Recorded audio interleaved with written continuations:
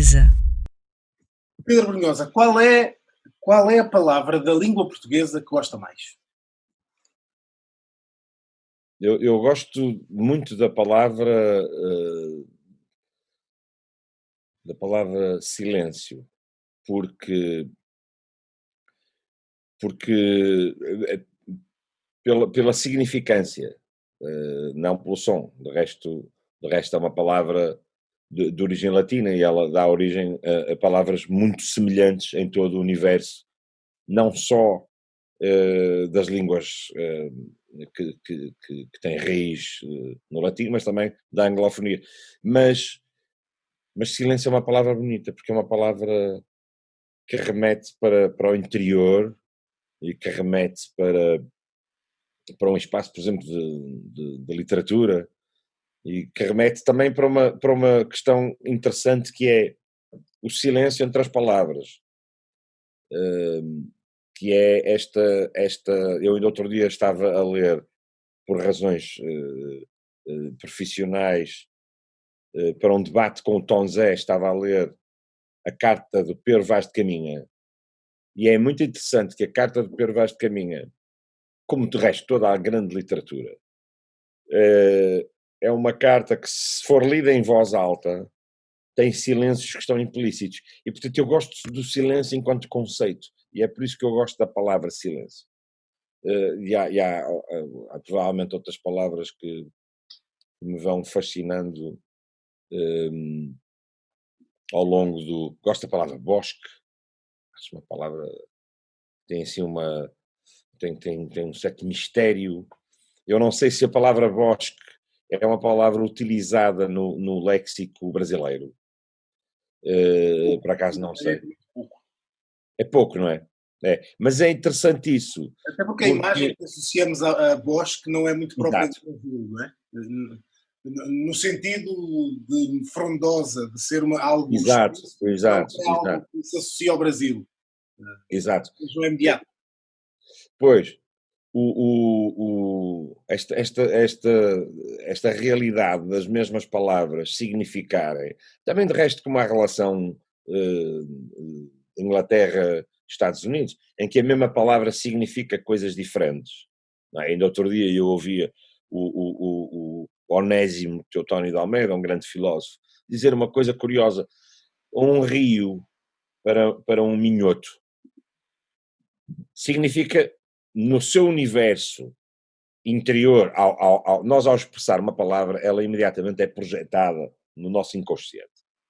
E isso é a linguagem. A linguagem é isso, é uma série de símbolos que nós verbalizamos, mas o cérebro imediatamente o visualiza, não é? Por frações menores que milionésimos de segundo, mas ela está lá. E o conceito rio para um minhoto, o rio Lima, o rio Cava, o rio Voga, é diferente do conceito de Amazonas para um habitante da zona, ou mesmo para um brasileiro, quer dizer, porque para um brasileiro um rio é o Amazonas, e portanto esta diferença de projeção mental do que as palavras querem dizer também faz da língua portuguesa, como de resto das outras línguas, espaços mais ricos do que apenas a palavra e o seu significado. E a palavra música reconhece-lhe também esse contexto diferente, essa imagética, digamos assim, quando se fala em música, ela cria imagens diferentes, apesar de ser na mesma língua, nos vários continentes, porque na verdade fala-se em vários continentes. Sim, a palavra música remete imediatamente para, e claro que isto é uma realidade com todas as palavras. Aliás, o Heidegger, o grande filósofo alemão, debruçou-se sobre isso, não é? Sobre a questão de uma mesa, por se dizer mesa, representa no universo lusofalante um objeto em si diferente do que a palavra Tisch em alemão, não é? Porque é forçoso que a linguagem produza, ao nível do córtex cerebral, instantes diferentes, de sinapses diferentes, apesar de ser o mesmo objeto. A palavra música é das palavras mais idênticas em toda a língua, music em francês, music em inglês. Curiosamente, em húngaro, música diz-se zena. Não tem nada a ver, é uma língua de origem asiática, ainda por cima recente, porque todas as nossas línguas são indo-europeias. Mas o universo que remete a palavra música, apesar de ser uma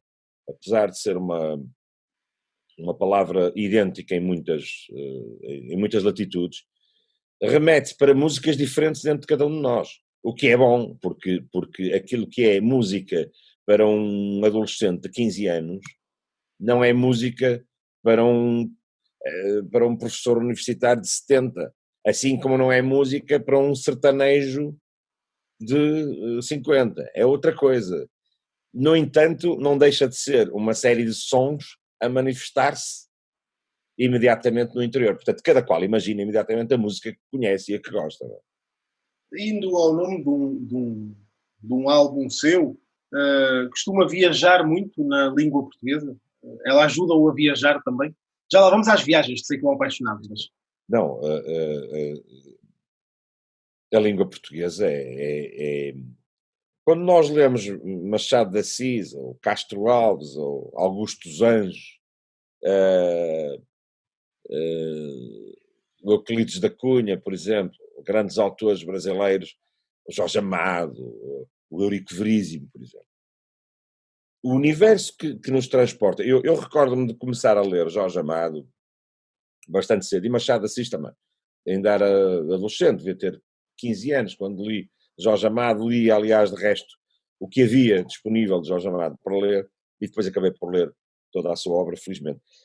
E a quantidade de fonemas novos que me aparecem no Jorge Amado, que naturalmente refletem o colorido do Brasil e refletem o universo brasileiro, é muito diferente do universo, aliás, com o próprio Machado de Assis também, é muito diferente do universo que me é dado por autores contemporâneos. O Ferreira de Castro, por exemplo, que fala de temáticas idênticas. Mas essa abertura para outros mundos, que me é dado pela literatura e pela poesia, curiosamente, depois, na década de 70, leva em Portugal um impulso muito grande, com uma matéria muito diferente da literatura, que são as telenovelas. As telenovelas que se tornam um fenómeno de ligação popular de Portugal ao Brasil, as telenovelas fizeram mais pela ligação Portugal-Brasil do que muita da política falhada de tentativa de aproximação. As telenovelas que, para todos os efeitos, são entretenimento, mas às quais subjaz muito trabalho, quer dos atores, etc., mas sobretudo da escrita, acabam por trazer uma fusão nos dois países ao nível da ligação dos povos. Portugal acaba por adaptar uma série de conceitos brasileiros. As línguas são universos vivos, não são universos rígidos. E, portanto, a permuta que o inglês faz no Portugal, o inglês que o Camilo, o português que o Camilo vai buscar ao Brasil, é muito diferente do português que depois, através de autores como o Carlos Drummond ou o João Cabral de Melo Neto, acaba por entrar no léxico mais contemporâneo. Mas o português que o português telúrico vai buscar às novelas é um português que enriqueceu muito o vocabulário. E, portanto, o acordo ortográfico, que limitava-se a querer, digamos, homogeneizar a ortografia, apenas sanciona de uma forma prática aquilo que já era feito pela vivência dialética com a língua em si. Quer dizer, de repente a palavra cafuné passou a ser utilizada de forma vertical, as expressões são múltiplas, são imensas, os exemplos são... Hoje em dia a influência da língua viva do Brasil na língua portuguesa é notória no dia-a-dia. Não sei se o mesmo acontece, mas... Não acontece. Não, talvez, exato, eu sei que não, estava a ironizar, mas o que é certo é que a matriz Aconteceu. Portanto, o brasileiro pode ter introduzido na nossa língua palavras como cafuné, ou eu recordo, na altura estava muito em voga, chamar aos a pessoas um pouco mais agressivas, chamar jagunço. Em Portugal, durante muito tempo, a palavra jagunço agora caiu em desuso. Agora caiu em desuso. Mas, e também convém dizer que nós estamos a referir a uma novela que é brutal de todos os pontos de vista, do ponto de vista cénico, dos atores, o Paulo Gracinho, da Sónia Braga, que é a Gabriela. A Gabriela foi a primeira novela a entrar em Portugal. Estávamos em 77. Parou o Parlamento Ora, no último é? episódio. Que o Parlamento português parou para assistir ao último episódio. Exato. Exato. Isso diz tudo. Eu acho isso notável. Portanto, o universo de Jorge Amado acabou por, por,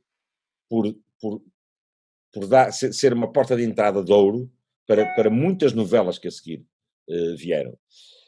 E, portanto, assim se faz uma língua, não é? As línguas fazem-se vivendo-as. A Globo terá sido o melhor Ministério dos Negócios Estrangeiros do Brasil durante muitos anos em Portugal. Pois é, mas é que a questão... Ora, a questão é mesmo essa. É que a cultura... Há bocado falava, entretenimento, claro, mas é também cultura. Cultura é tudo aquilo que não precisa da mão do homem. Aliás, ao contrário, cultura é tudo aquilo que precisa da mão do homem para nascer. Porque uma árvore numa macieral não precisa. Poderá precisar, se for para cumprir as normas europeias do diâmetro. Mas a cultura é a grande diplomacia dos países. E não só, é o avanço, é o chão no qual a economia do país acabará por se estender. Aliás, de resto, vê-se isso através da diáspora, viu-se isso depois de todo o processo, enfim, dos descobrimentos em Portugal. Portugal engrandeceu-se através do disseminar da sua língua. Eu preferiria, no caso do Brasil, a palavra achamento, não é? O achamento do Brasil como o achamento do caminho marítimo para a Índia. São achamentos, já lá estavam. Mas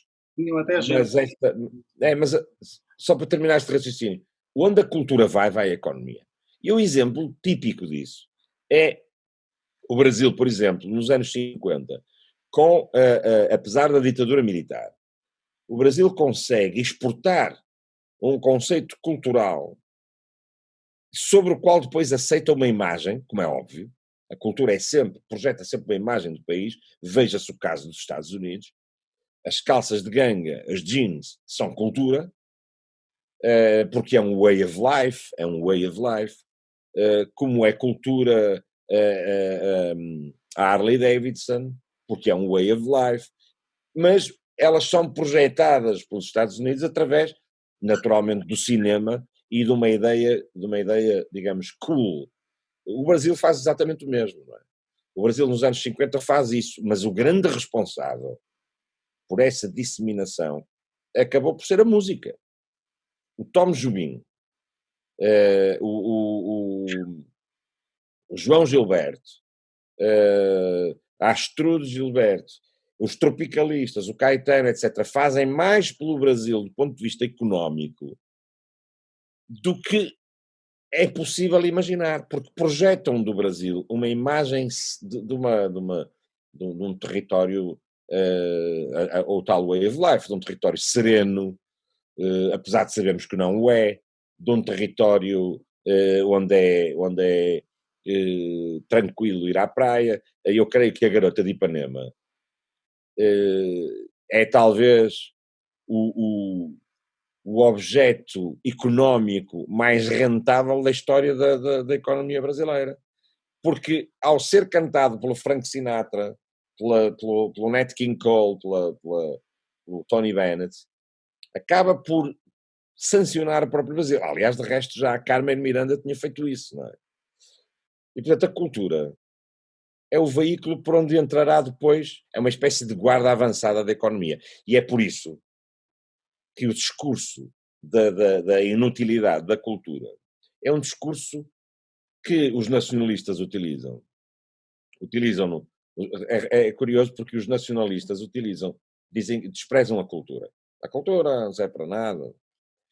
O sorvedor Quando, de dinheiro público. Houve exato, sempre a ver. quando o próprio conceito, neste caso idiota de nacionalismo, assenta numa coisa chamada identidade. Ora, onde é que eles vão buscar a identidade? Ao eliminarem a cultura, onde é que eles a vão buscar? Às verrugas que têm no rosto. Eu sou nacionalista porque, mesmo que fosse por sinais característicos da nossa própria fisionomia e das nossas características físicas, estamos no território da cultura. Como dizia o Gasset, o homem é ele próprio e o seu ambiente. E remata. O homem é ele próprio e o seu ambiente e tudo o que faz para o preservar. Ora, tudo o que eu faço para preservar o meu ambiente chama-se cultura. Não existe nacionalismo sem uma defesa da língua, como é lógico. E não há maior propriedade cultural do que a própria língua. Pedro, centrando-se em si, na sua biografia, no seu site, li que Pedro Brunhosa é viajante, escritor, homem de palco por excelência. Qual destes é que é mais? Ou que se sente mais? Se é que se sente mais algum? Pois, quer dizer, o site, eu nem sei o que é que lá está, porque não fui eu que escrevi, mas nós somos todos polimórficos, não é? Nós somos uma série de coisas, somos uma série de verdades, e o conjunto é que faz o uno, não é? É como dizer, ele é o coração, pois é, mas também é o fígado, e também é o pâncreas. E, portanto, nós somos todos o somatório disso tudo. Viajante porque eu lancei-me à conquista do mundo, conquista, entre aspas, do mundo, muito cedo, aos 13 anos, com uma mochila, e essa viagem foi muito importante para vencer uma série para vencer o medo, para vencer, aos 13 anos não deixa de ser uma criança, mas os heróis da minha literatura todos viajavam, não é?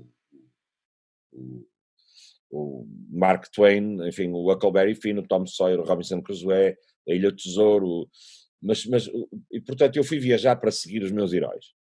E comecei a viajar aos 13 e continuei aos 14, aos 15, aos 16, fui por aí fora, nas férias, sozinho. Isso permitiu-me o quê? Permitiu-me desmitificar o conceito muito luso de que o estrangeiro é melhor, em primeiro lugar.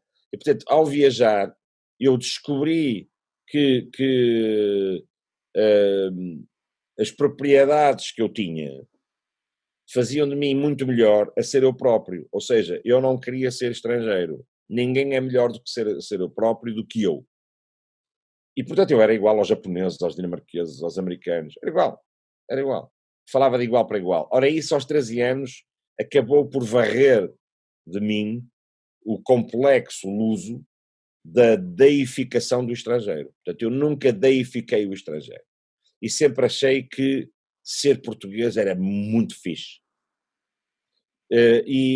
Portanto, foi muito importante e por isso é que o meu primeiro disco se chama Viagens, foi muito importante para o meu próprio universo, este que está atrás de mim, que são os livros, foi importante, mas o universo da vida também foi importante.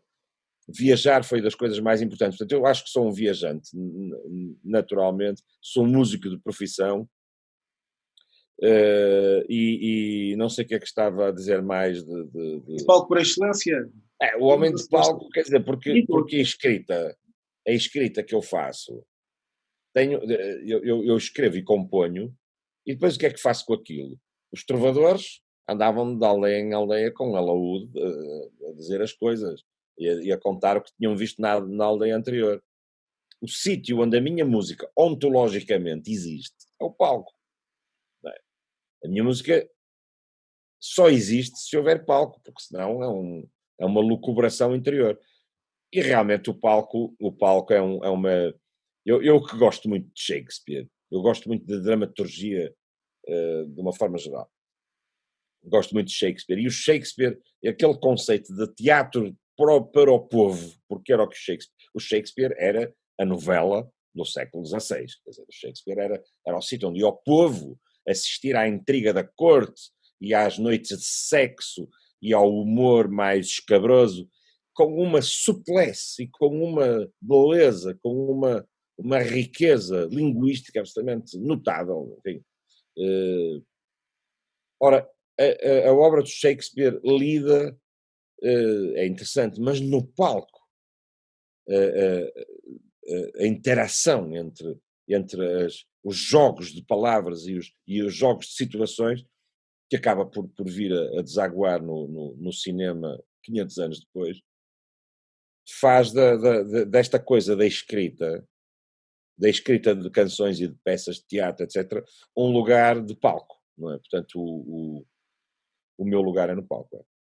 Lê-se também nessa biografia que o Pedro Brunhosa fez a carreira ao contrário, ou seja, começou pela via erudita e depois acaba onde? Onde é que acha que... Onde é que lhe Pois, parece que vai acabar? não sei, porque cada vez eu tenho sempre... É verdade que eu começo no conservatório, é verdade. No jazz? No... Sim, no conservatório, o conservatório ocupava-me 12 horas por dia, não é? A estudar um instrumento, depois a estudar música de grupo, depois a estudar orquestra, direção de orquestra, composição, análise acústica, história da música, etc. Portanto, eu tinha que chegar a casa e estudar o instrumento 8 horas. Era uma... Ser músico é um trabalho de laboratório, não é? E, portanto, há um lado científico importante. Mas quer dizer, quem toca contrabaixo numa orquestra rapidamente descobre o jazz e de repente eu dou por mim a tocar Paul Chambers e Jimmy Garrison, que são os músicos do Miles Davis, e depois dou por mim a descobrir Miles Davis e Coltrane e claro, Mahler e Wagner ficaram, não digo para trás, mas ficaram numa outra secção. E de repente quem faz Miles Davis e Coltrane e descobre James Brown, não é? E de repente James Brown abre todo um universo e depois descobre Prince. E depois eu que gostava de escrever, descubro que afinal posso tocar contrabaixo e escrever, que é assim uma coisa improvável. O É Preciso Ter Calma é uma canção na qual eu toco contrabaixo e estou é uma canção, é uma das minhas primeiras canções, que fala sobre SIDA, em 93. Amor, essa palavra que me mata, me corta como uma faca. Não percebi. É preciso ter calma, não dar o corpo pela alma. Exatamente. E, portanto, para mim é um percurso normal, é como a cobra que muda de pele, é sempre a mesma cobra, a pele é que muda. E portanto, nesse sentido, eu estou agora a escrever um disco, acabei de descobrir as sonoridades da Ana Calvi, uma música incrível, uma escritora de canções muito nova ainda, a produção, por exemplo, das músicas da Rosalía, ou da própria Billie Eilish, os sons que são usados agora no hip-hop, em alguns dos grandes músicos do hip-hop. E, portanto, para mim, músico, o Duke Ellington tinha uma expressão que eu acho interessantíssima, que se pode aplicar a tudo, que é, só há dois estilos de música, o bom e o mau. E, portanto, no fundo estamos no mesmo universo, quer dizer, os instrumentos que vão sendo descobertos, e agora as tecnologias permitem, não estas tecnologias, a tecnologia da produção de sons digitais, aquilo que se ouve agora muito na música contemporânea, são instrumentos que nos são dados para nós podermos começar a utilizá-los. Aliás, isso aconteceu no século XVIII com o piano. O piano antes não existia, era o piano forte, mas antes do piano forte era o cravo. E, portanto, os instrumentos vão evoluindo e vão fornecendo elementos novos a quem está atento. Neste momento eu estou atento àquilo que me interessa, mas continuo a achar que um piano e uma guitarra e uma voz, um piano e uma voz, uma guitarra e uma voz, um birimbau e uma voz, como faz o Hermeto, continuam a ser o núcleo duro desta atividade que é escrever canções. Ou seja, eu posso ter uma orquestra com harpa e percussão e violinos e violoncelos, acabou de chegar o meu cão, Pronto. a fazer... Tinha avisado. Exato. Não, o que eu quero dizer é que não é a produção que faz a canção, não é o que se põe à volta que faz a canção, mas é como no caso, por exemplo, do Sinal Fechado do Chico Buarque, com a canção, aliás, de resto é do Paulinho da Viola. Mas é a simplicidade da palavra dentro da canção que faz a canção, não é? Tudo o resto são pequenos adereços. Portanto, onde é que eu estou e para onde é que eu vou? Não sei. Colocou o pinzinho do mapa aqui no Brasil e eu ia por aí mesmo. O Zé Cabaleiro lançou um álbum agora, este ano, com músicas de compositores portugueses, chama-se, aliás, Músicas da Alemar, e tem, eu diria que naturalmente, uma sua, que é Tu Não Sabes, que é do momento, do seu álbum. Momento. Ouviu a música? Como é que se sente quando ouve a sua música, por exemplo, com este tom açucarado que é o português do Brasil? Como é que se sente a ver as suas palavras viajarem? Eu felizmente, e desde há muito tempo que tenho bastantes músicas. Eu, aliás, entrei no Brasil como autor, logo em 94, com a Sandra de Sá a cantar as minhas músicas, depois o Caetano, que acaba por me convidar para uma série de espetáculos que acabamos por fazer e estamos regularmente juntos. A Betânia, o Lenin, a Zélia Duncan, o Zé Cabaleiro, claro. Muita gente a fazer as minhas canções. Ora, eu toquei com o Zé Cabaleiro também no Brasil, em São Paulo, no Parque Ibirapuera. Toquei aí na Bahia com o Gil e com o Caetano, até com a Daniela e com a Ivete Sangalo. Mas as minhas músicas, porque eles todos pegaram nas minhas músicas e as fizeram suas. E quando eu ouvi, por exemplo, a Betânia recentemente fazer Quem Me Leva aos Meus Fantasmas, ou a Balada de Gisberta, que é uma canção que fala de um transexual brasileiro que é assassinado aqui na minha cidade. Essas canções, uma vez mais, e eu alegro-me de ter feito o percurso inverso, que há bocado falávamos, que é dar ao Brasil uma centelha do meu pequeno universo, ouvir as minhas canções nas vozes desses autores, é como se a minha música tivesse chegado a casa. É a expressão que eu posso utilizar. Porque não é só o açúcar do sotaque, não é só isso. É a maneira das vogais abertas.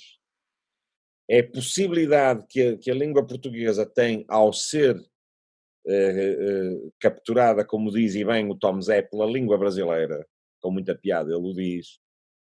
Quando o português é capturado pela língua brasileira, ganha uma dimensão musical, e não é à toa, agora voltando atrás, que é o português do Brasil, que coloca Portugal no mapa da grande língua, e durante muito tempo foi a segunda grande língua, na qual o mundo cantava. Não é? Estou regressando à Bossa Nova. O mundo, durante 20 anos, cantou em português muito mais do que nós possamos imaginar. Ora, isso acontece por essa capacidade fonética do inglês, a ligação entre as vogais, um certo... É como ao futebol, não é? Há ali um jogo de cintura que nós não nos apercebemos e de repente a bola está na baliza. É? E pronto, é isso que eu sinto. Malemolência, que é uma palavra que eu acho maravilhosa. Como é?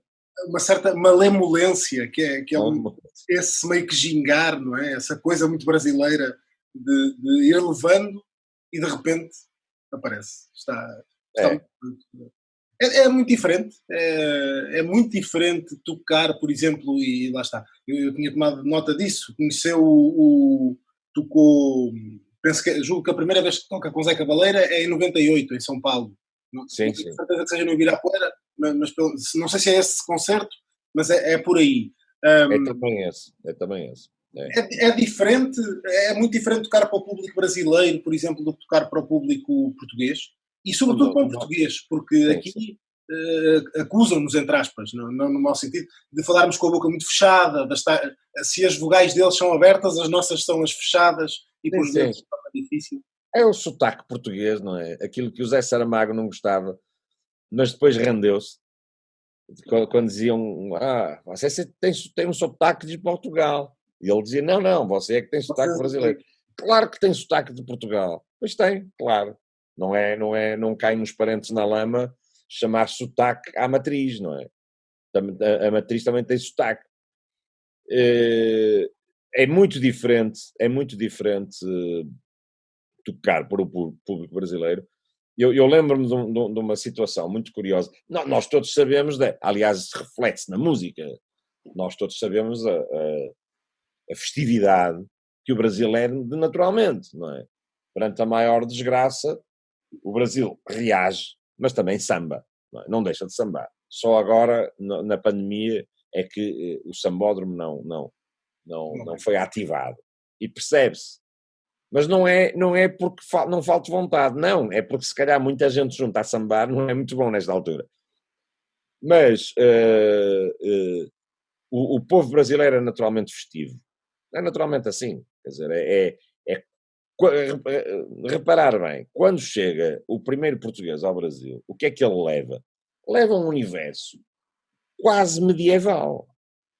Porque quem vai nos navios não é propriamente a elite, vai alguma elite, mas vão os marinheiros. E, portanto, vai um universo a sair da Idade Média, num renascimento luminoso para o mundo, este que acaba por arrojar-se a novos mares, e nesse sentido descobrir sim novos caminhos.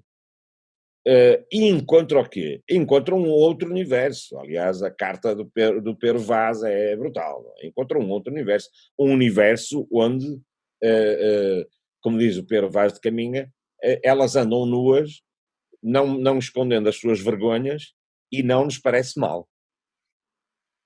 Isto, palavras do Pero Vaz de Caminha. Estes dois universos, aos quais depois somamos o universo africano, dão esta explosão incrível chamada Brasil. Não é? E nós sabemos deste lado festivo do povo brasileiro. Ora, eu recordo-me de uma situação, e já agora, coisa que o português naturalmente não tem. Aliás, pela própria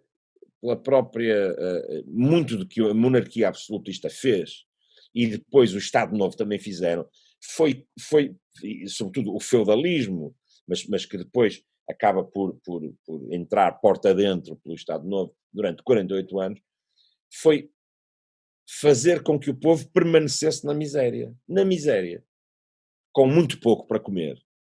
Há muito pouco lugar para a felicidade quando se tem fome. Não é? E ao contrário do que diz Pero Vaz de Caminha sobre o Brasil, quando diz aqui tudo o que se planta dá, em Portugal não é bem assim.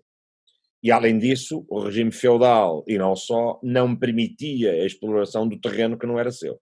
E portanto quem era apanhado a caçar um veado era morto, e um coelho era morto. Mesmo que desse, não daria. Exatamente, o que desse mataria.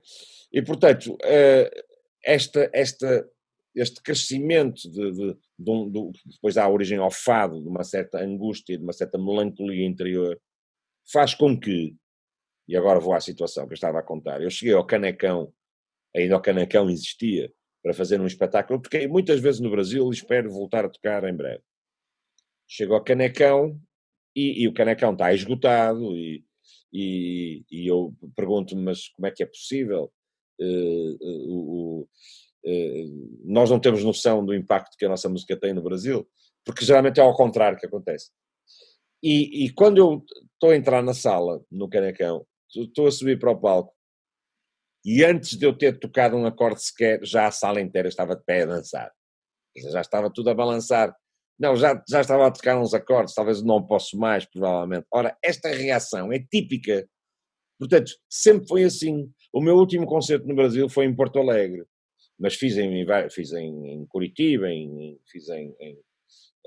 fizemos no Norte, na Bahia, em São Paulo, claro, no Rio várias vezes, e é sempre assim. Quer dizer, nós começamos a tocar e já está tudo em pé, a sambar, a dançar, a cantar, a participar. A festa já está a rolar, você só aparece a meio. Exatamente. Aliás, o Chico Buarque tem uma expressão muito engraçada.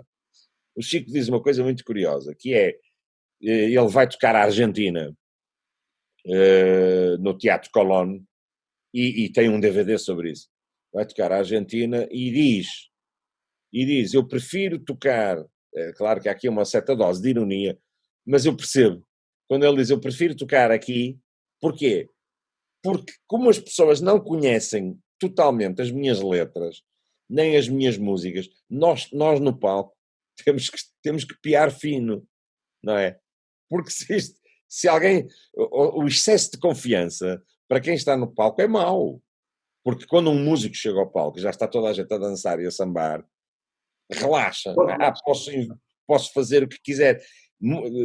Só para terminar, musicalmente, tecnicamente, não é muito bom, porque há um relaxo interior, é evidente. Portanto, mas por outro lado há um incentivo anímico muito grande, muito diferente. Há sítios aqui em Portugal onde eu vou tocar e eu sei que as pessoas estão a gostar, e estão a gostar muito, mas a manifestação é uma manifestação silenciosa interior que tem a ver com aquilo que eu dizia há pouco, não é? Com estes dois surgir de dois espetáculos de dois estados anímicos muito diferentes entre dois povos que cresceram de forma diferente. Falamos muito do Brasil, é natural, é o país com o maior número de falantes da língua portuguesa no mundo, mas talvez tudo comece, na verdade, em África. E falámos muito pouco, ainda não falámos nada É sobre verdade, é África. verdade. Como é que o Pedro se relaciona com o continente, com a língua portuguesa lá? Que influência é que tem desse português de lá? Sim, de facto, falamos muito do Brasil, porque também, como o Ricardo está no Brasil e eu estou cá, e eu acabo de fazer também uma pequena brincadeira com o Tom Zé, acabamos por falar sobre isso e a culpa foi minha. Eu, de facto, vou tocar inúmeras vezes a África, sobretudo, claro, a Angola, a Cabo Verde e a Moçambique. São os sítios onde naturalmente nós vamos. Ora, é muito difícil, sem cair em paternalismos, quer dizer, lá está. Mais uma vez, a música, a arte, a cultura a servir como chão para a diplomacia, como chão para a economia, como chão para a igualdade, para a irmandade, para todos os conceitos humanistas que se quiserem. A percepção e também a recepção dos músicos em viagens como estas, que trazem das suas demandas por terras, por exemplo, de Angola, é muito diferente da percepção de um político que vá da Assembleia visitar oficialmente o país. Angola é um país com, nós sabemos, falar de Angola porque é se calhar aquele que eu conheço melhor. É um país com graves problemas, aliás, de resto, quando um homem está no poder durante 37 anos, e aqui nós temos permanentemente que regressar à questão política, não é? Os povos refletem aquilo que as suas elites lhes permitiram fazer. E Angola teve uma elite no poder, a mesma elite no poder durante 37 anos. Aliás, não é só a mesma elite, é o mesmo homem no poder durante 37 anos. E, portanto, foi um país em guerra colonial, depois foi um país em guerra civil e começou a libertar-se muito recentemente dessa guerra civil. É um país de uma não queria cair no lugar comum, dizer que é um país de uma beleza e de uma riqueza avassaladoras. Quem tem o privilégio de poder fazer a costa angolana, apesar de algumas vicissitudes, da ausência de uma rede viária, é poder imaginar toda aquela costa das praias mais bonitas, mais paradisíacas do mundo, e das praias ainda menos exploradas por outro lado. E a relação que eu tenho com a terra angolana e também moçambicana e agora eu há pouco dizia não queria cair neste paternalismo, mas é impossível um país que fala a mesma língua, para nós portugueses, acho eu, não dizermos esta palavra, a palavra irmão, não é uma palavra vã. Eu não consigo, eu às vezes tenho dificuldade no caso de Angola e no caso do Brasil, em perceber que é um país diferente. Parece tudo a mesma coisa, não é? Uma espécie de névoa no sentido humanista da coisa, não é? Não no sentido, não no sentido geopolítico, não, no sentido humanista. É, é uma vez mais o português que vai aprender a Angola, as expressões angolanas e a maneira como os angolanos lidam com a língua. E é curioso que Angola é um fenómeno estranho, é um fenómeno do qual eu tenho enfim, percepcionado, é curioso que o cidadão comum, o cidadão de rua, muitas vezes a viver em mosseques, muitas vezes a viver em condições deploráveis, tem um domínio da língua portuguesa, uma capacidade oral, uma capacidade de se expressar, uma capacidade de explicar e até posições de ordem política que nos espantam e que muitas vezes nas regiões mais remotas do país, no Trás-os-Montes, os portugueses não têm. Pessoas com alguma idade com as quais eu contactei no interior de Angola têm uma capacidade de expressão, apesar muitas vezes até da própria dificuldade da interpenetração de algumas línguas que lhes ocorrem, porque nós sabemos que Angola é também o fruto de muitos cruzamentos, mas a capacidade oral de dizer ideias e de falar futuro, que é uma das grandes dificuldades do homem, da humanidade, é falar futuro. Aquilo que me aconteceu eu consigo dizer bem. Eu fui, eu estive, eu vi, eu comi. Mas aquilo que eu quero, aquilo que eu pretendo fazer, pressupõe uma postura ontológica quase filosófica que às vezes a língua não ajuda, para os quais às vezes a língua não ajuda, ou então ajuda muito. E portanto, no caso angolano, fico impressionado com a capacidade oral, o domínio das línguas. E é difícil também, e eu ainda agora, em conversa com o António, com o Matias Damasio e também com o Anselmo Ralph, nós temos falado muito sobre esta questão e é interessante perceber o português na Angola nesta perspectiva da canção. A canção, uma vez mais, a cumprir um papel avançado também político, não é? Descobre, eu confesso que tem sido uma coisa, não sei se muito minha, mas quanto mais descubro o Brasil, mais percebo Portugal. Também senti isso nas suas viagens e eventualmente até com a língua, cada vez que houve mais derivações, entre aspas, em Angola, em Moçambique, no Brasil, percebe melhor a língua portuguesa, a matriz, digamos assim, como usando a sua expressão. Sim, porque, quer dizer, qualquer um de nós, quando se afasta, percebe melhor o fenómeno. Não é? Tem outra percepção de fenómeno. Estar no olho de furacão não ajuda, não é? O recuo é muito importante. No campo de batalha, o soldado tem uma percepção muito limitada daquilo que se está a passar, mas o general que está num outro plano consegue ter uma visão mais abrangente. E sempre que me afasto do país, aliás, eu creio que isso acontece com todos nós, sempre que nos afastamos percebemos melhor o nosso país, até por comparação. Como? Colocamos em perspectiva e por isso... É a perspectiva, é exatamente isso. E, portanto, e sobretudo quando se nós vamos à Inglaterra, é forçoso compararmos o que é que nos falta, o que é que poderíamos fazer.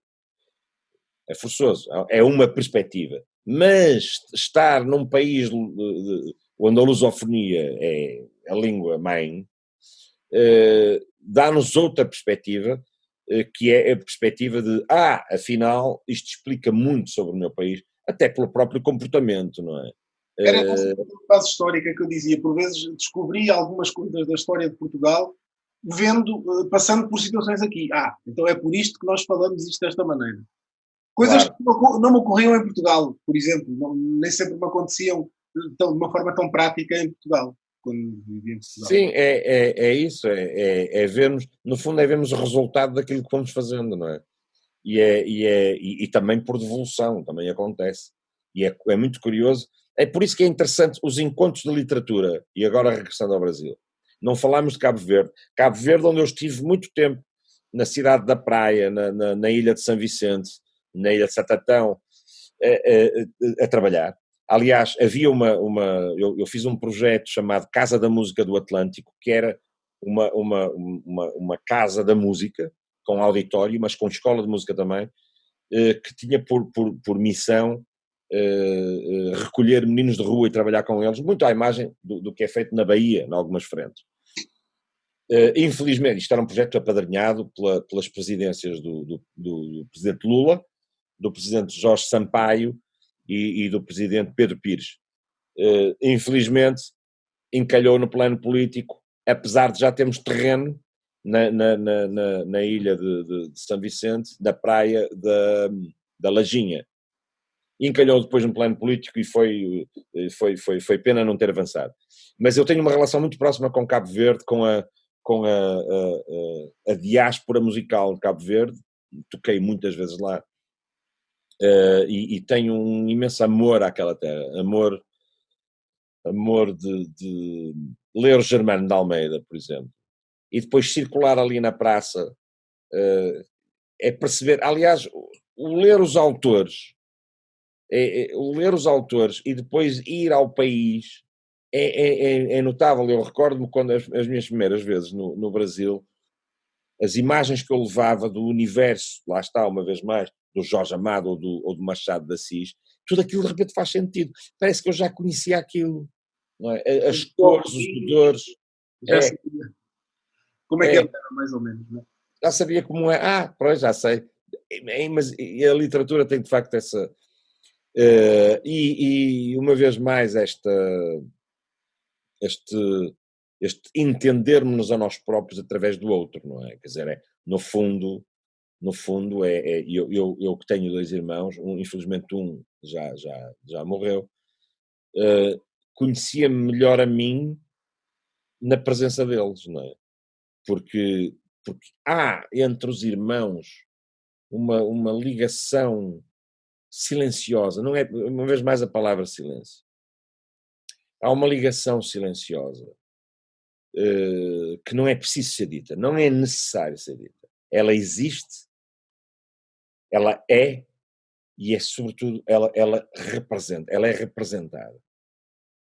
E é essa, eu não queria repetir esta palavra também, é essa ontologia, não é? É essa essência que faz com que nós nos entendamos fatalmente e que estejamos fatalmente, no bom sentido, naturalmente, condenados a entendermos. Porque não existimos sem o outro. Eu acho, o Brasil dá uma dimensão a Portugal que Portugal não teria se o Brasil não existisse. Mas o contrário também é verdade. Portugal dá uma dimensão ao Brasil que o Brasil não teria se este pequeno retângulo com apenas 10 milhões de habitantes não existisse.